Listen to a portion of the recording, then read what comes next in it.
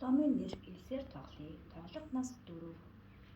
Зорилго бэлэн зурмаг ил цас зэргийг ашиглан эд зүйлс бүтээн. Хүмүүсийн ажил мэргэжлийн онцлог дуурайж тоглоно. Хэрэглэгдэхүүн элсний бэлэн зурмаг хэв. Алхам 1. Гэр бүлийн гишүүнтэй хүүхдтэйгээ хамт тоглоорой. Тоглоом эхлэхийн өмнө хүүхдэд тоглоомын дүрмийг тайлбарлан хэлж өгнө. Элсийг амандаа хийж болохгүйг анхаарна уу? Алхам 2.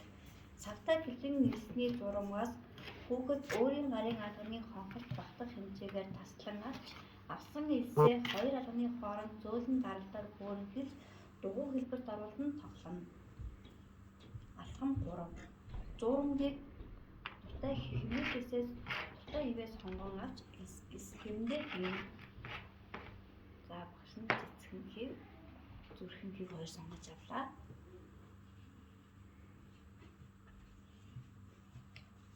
Хэвээ дүрдэл элсээ хийн. Цэцгэн хэвтэй элс гарч ирлээ. Одоо бүгдээрээ зүрхэн хэвэндээ элсээ хийн.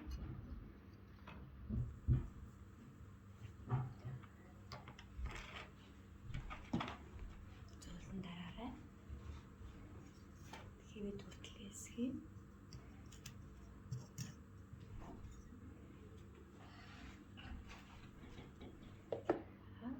Зүрх гарч ирлээ. Ямар хэлбэрийн элс бий болсныг хамтдаа ярилцсан.